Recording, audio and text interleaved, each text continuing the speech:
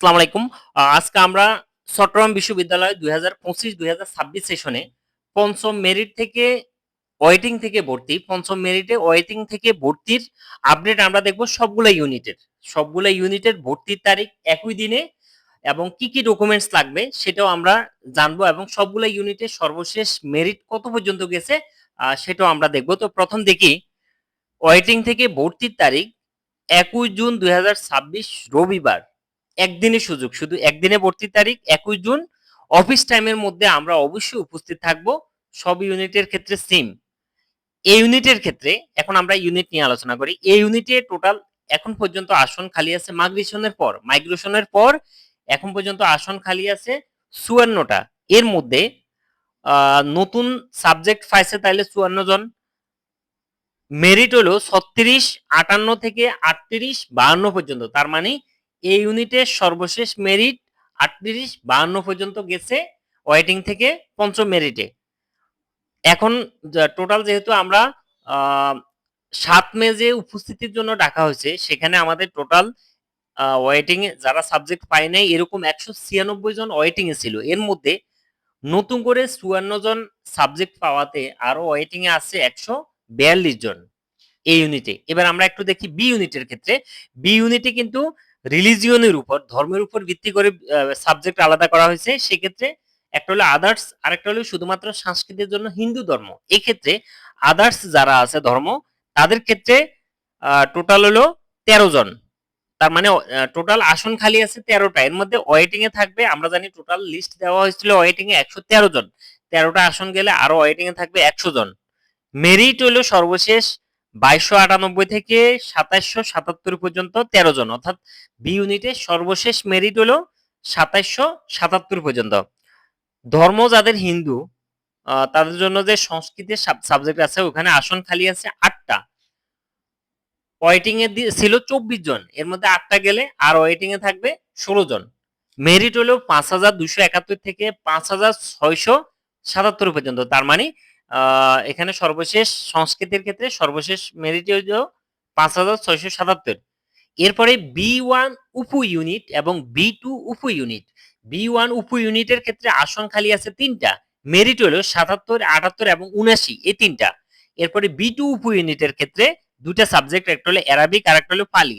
অ্যারাবিকের ক্ষেত্রে আসন খালি আছে ৪টা। ওয়েটিং এ থাকবে ৩৬ জন টোটাল। ৩৬ এর মধ্যে ওয়েটিং এ থাকবে আরো ৩২ জন।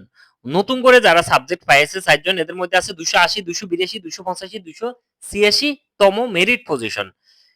পালির ক্ষেত্রে আসন খালি আছে ৩টা।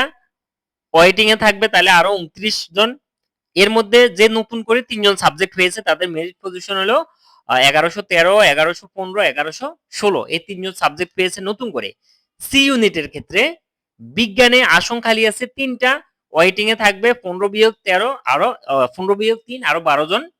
মেরিট যে ৩ জন সাবজেক্ট পেয়েছে তাদের মেরিট হলো ২১২, ২১৪, ২১৫। তার মানে বিজ্ঞানে ২১৫ তম মেরিট থেকে সর্বশেষ সাবজেক্ট পেয়েছে।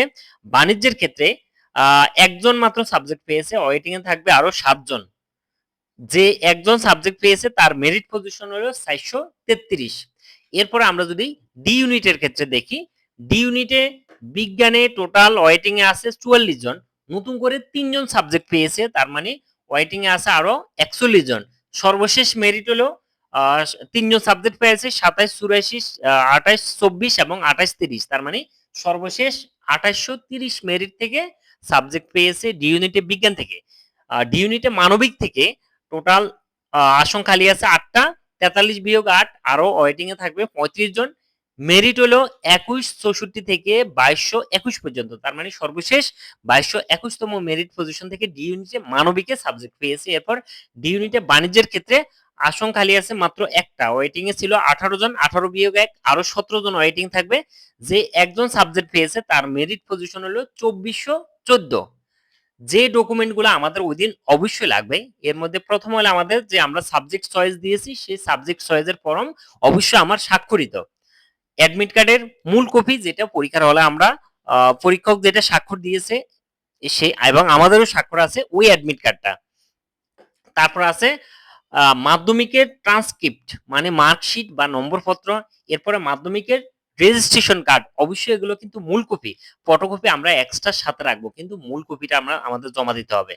এরপর উচ্চ মাধ্যমিকের ট্রান্সক্রিপ্ট মানে নম্বরপত্র এবং উচ্চ মাধ্যমিকের রেজিস্ট্রেশন কার্ড, তারপরে টেস্টিমোনিয়াল প্রশংসাপত্র সাইনে আমরা রাখবো সাথে এমনিতে। এরপরে আছে সদ্য তোলা পাসপোর্ট সাইজের ছবি, অবশ্যই সেটা অ্যাটেস্টেড মানে সত্যায়িত থাকতে হবে। ফটো আমরা 4-5-6 কপি এমনিতে রাখবো, 1 কপি 2 কপি 5 কপি যেখানে যা চাই আমরা দিয়ে দিব, এক্সট্রা অনেকগুলো রাখবো। তারপর আমাদের যে ভর্তি ফি যেটা দিতে হবে সেটা হলো অনুষদ উন্নয়ন ফি আর হলো শিক্ষা উন্নয়ন ফি, টোটাল হলো 3,535 টাকা।